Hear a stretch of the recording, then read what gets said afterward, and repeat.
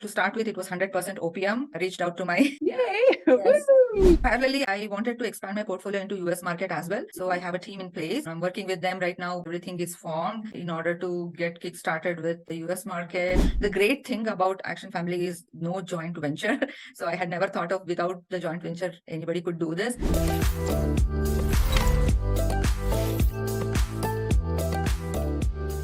Welcome to the Investor Mel and Dave Woman of Action Show. My guest today is Rupa Gurmarti, and she purchased her first property using 100% OPM and no joint venture partners. She did this within 90 days of joining the Action family. She's going to be sharing with you today how she did it and the mindset she had to have. And if you don't know who I am yet, I'm Mel with Investor Mel and Dave, and we've purchased over 240 units in 5 countries: Canada, US, Dominican Republic, Mexico, and Costa Rica. And we purchased these properties using none of our own money and without joint venture partners. That means we keep 100% of the cash flow, appreciation, and decision making. Now let's get to the show. Rupa Gurmarti, welcome to the Women of Action Show. Hi, Mel. I'm so glad, and thanks for giving me an opportunity to be on the show. And I'm really happy today to talk to you. Well, I'm happy as well. It's great to have you here. So for the listeners who are brand new to our show, and perhaps to you as well, we talk about real estate here. The Women of Action Show is all about talking about our journey and helping people through their roadblocks as well. So please introduce yourself and tell us about where you started and where you're at now in your journey. I'm Roopa Gurumurthy. Actually, I live in Winnipeg, Manitoba. And I am by profession an IT project management consultant, and I got interested in real estate basically looking at you people, scrolling through the social media and then understanding like what the real estate is looking like. And then I was so inspired by Action Family, Mel and Dave, and I thought of getting into the mentorship and get started with the real estate. And I understood that there's a huge opportunity in the real estate if we want to build a longer, wealth and also passive income, generate another alternate source of income, which is passive, and start your entrepreneurship in the same line as well. Okay, excellent. So which year did you buy your first property? How did you go upon that, and what did your journey look like? Actually, I started investing in the month of March last year. I joined your Action Family course, and I was I was not exposed to the real estate at all. And after understanding like how this should be done, analyzing the cash flow metrics and all, I immediately jumped into taking the action. That's what Action Family it just inspired me to do so, and bought my first triplex property in the month of June. So immediately, a couple of months after that, and there were one unit needed renovation, which I used the BRRRR method and renovated it and then rented it out for the tenants. And now it is stabilized and cash flowing well. So yeah, that's my first venture, which I started in the month of June last year. Yeah. And you said how many units in that one? Sorry. It's a triplex. It's a triplex, eh? Yeah. Okay. So talk to me about that. So you are, from my understanding, brand new investor. You happen to be scrolling on Instagram or Facebook, see Investment Mel Dave there. You just like, hey, let's do this. Let's take some action. Join the Action Family. And correct me if I'm wrong, but it sounds like in less than 90 days, you have this new property. So you went from not having any properties, brand new to real estate, having a triplex right away. Congratulations. That's absolutely amazing. But I would like for you to kind of share a little bit how you went upon it. How I'm sure there's probably some fear. We talk a lot about fear here because that's the number one thing that holds us back. How did you push through those challenges? And what that journey of acquisitioning, was it super, super simple? Did you hit some roadblocks? What did that look like for you? Yeah, actually, I had the primary residence just a year back before I buying my investment property, but I had never thought of that I would get into real estate. But after understanding the opportunities and also the advantages of getting into it from the long-term wealth building perspective, then I thought that this is where I need to go.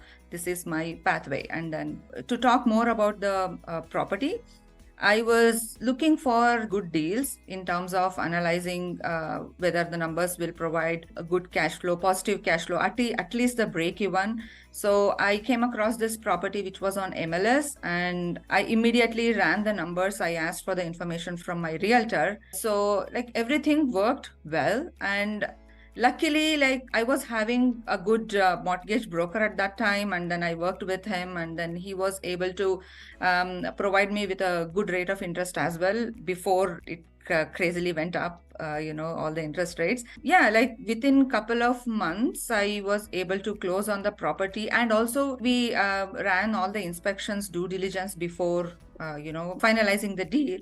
So there was a certain fixes that needed to be done since the property was kind of old, like built in 1920s. It was in a good condition. However, the roofing needed some renovation, and also some, fixtures with respect to the external egress window and all those things, that those kind of minor issues that needed attention.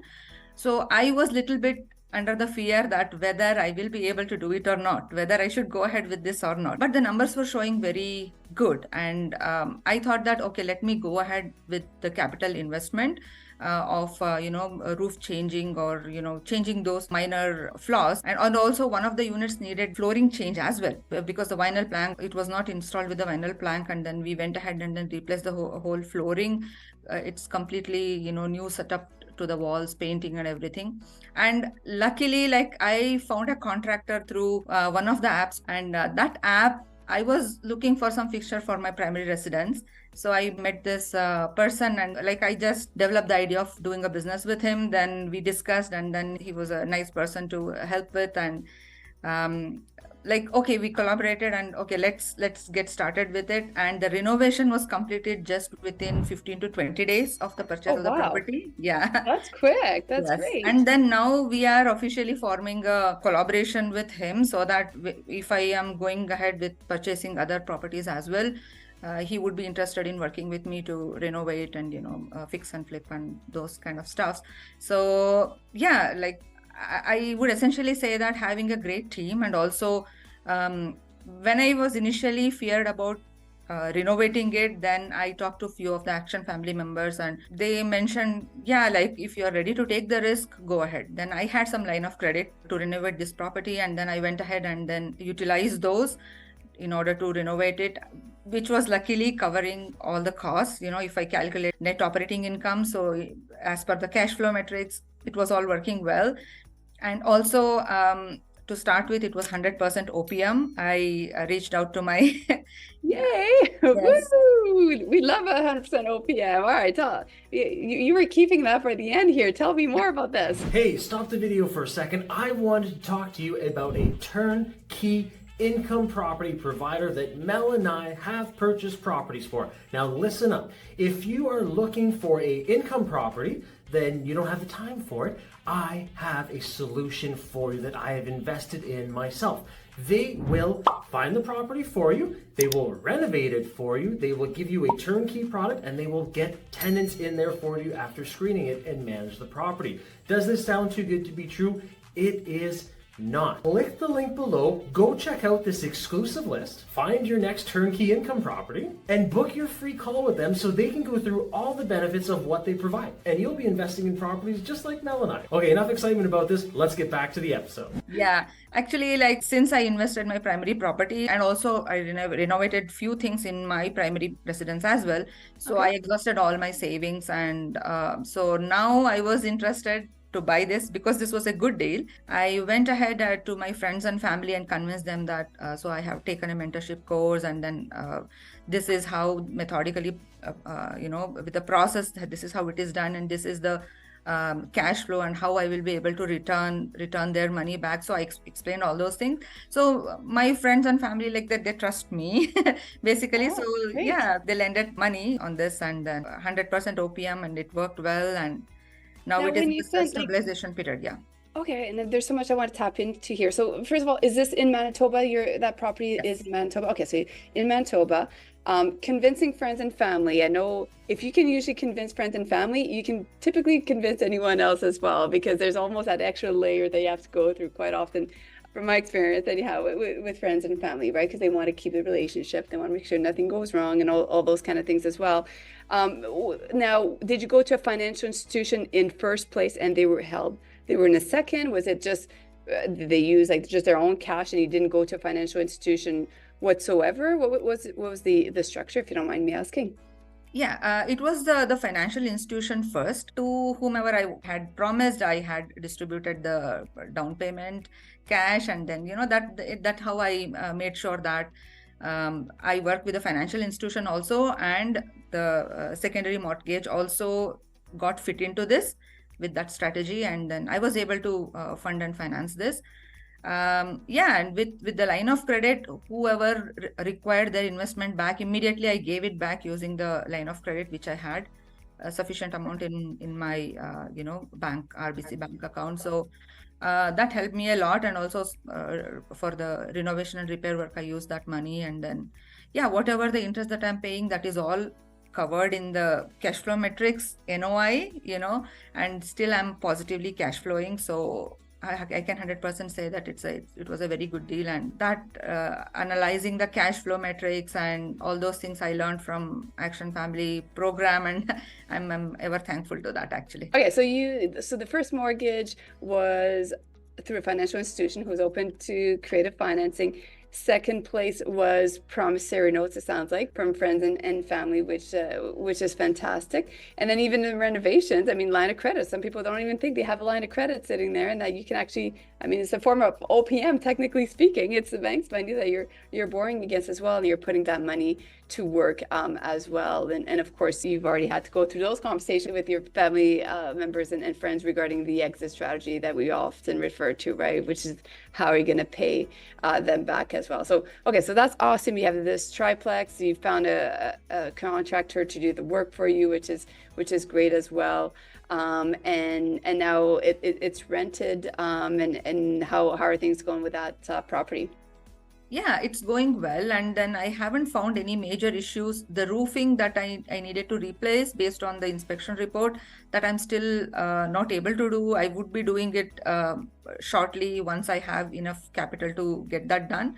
So that's on my list, and then I'm working with my contractors and all to get that done soon as the winter, it gets off, the snow gets off, and then yeah, I should be able to do that as well. And one of the unit where immediately when I bought, the tenants, they left, and I was also a little bit scared about whether I'll be able to make the mortgage or not. But the other two rents from the other two units supported, and then I was able to get that minimum mortgage coverage from that. And I also handled it. I gave it to the property management because I didn't want to take risk of handling by myself, because it's new to me.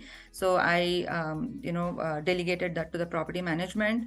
One of my realtor's friend who's a good property manager, having good acquaintances here, he helped me to take over that, and then looking after the property right now. And then eventually going from next month onwards, I'm thinking of doing the property management by myself, and then as and when I expand the portfolio, that would be helpful for me, and create a corporate structure for that, and expand the portfolio with the contractor that I'm working with.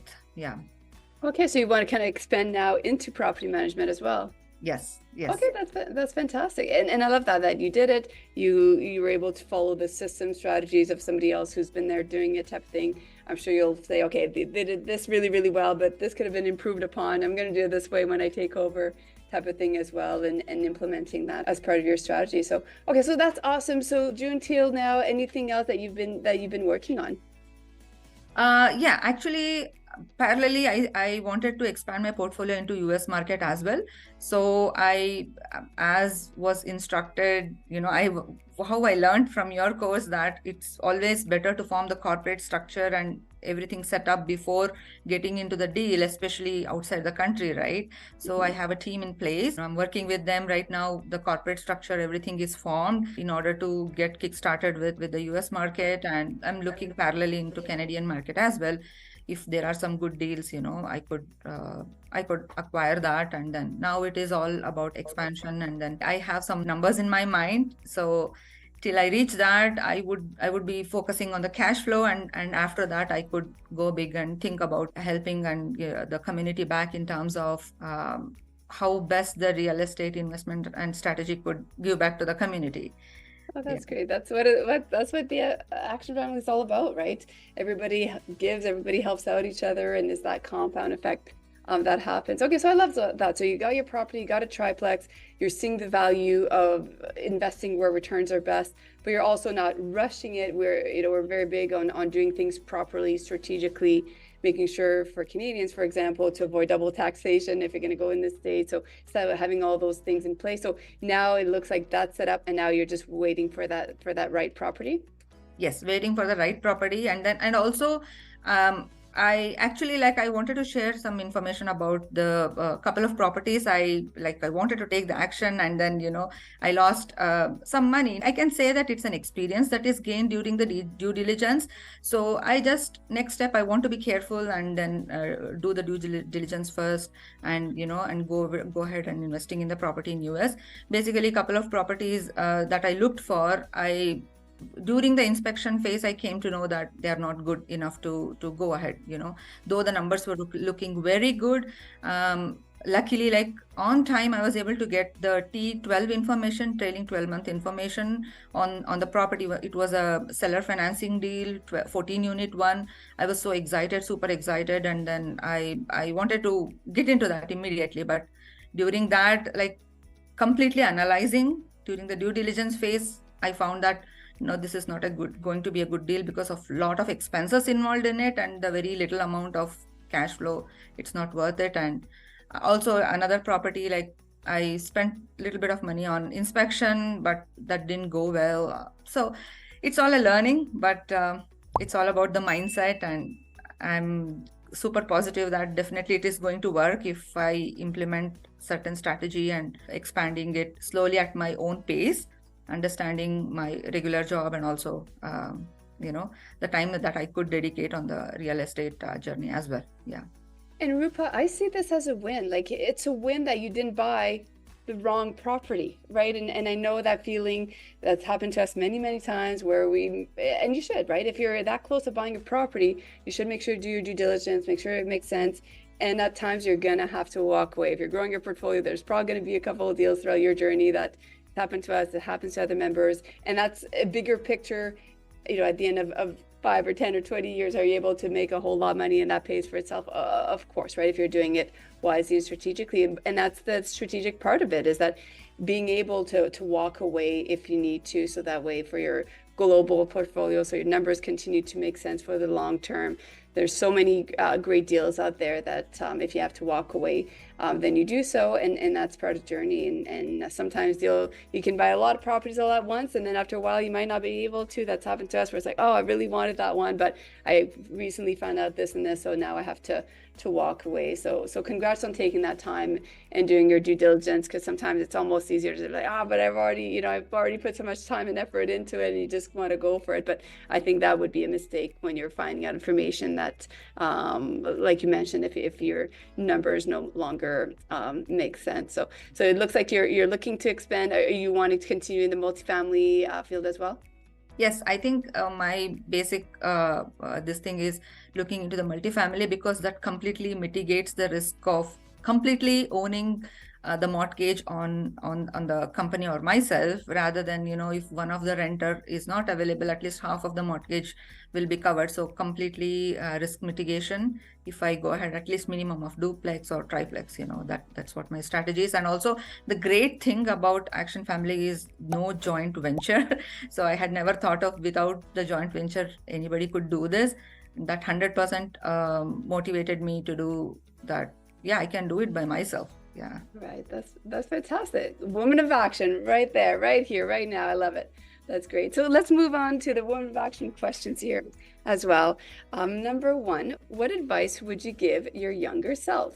I would think that I should have started understanding about the real estate very early in the age, but I started now, but sooner later than never. I would have probably, got into this much earlier and then bought a couple of properties. And by now I would have been in a greater cash flowing situation where I wouldn't have treated my, T4 income as the main source, where I can live my life, where financial freedom and then time freedom is more important to me. I could have realized that way more earlier had I known about the real estate investment, or getting to know that this is another way of creating the wealth and passive income.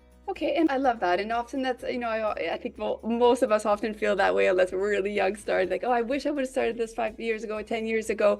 But some of our listeners have been thinking about this for a month, 2 months, 6 months, 1 year, 2 years, 3 years, and they haven't taken that action. Or perhaps they bought a couple properties, but now they're stuck in it, not sure what to do. Like, how did you push through that?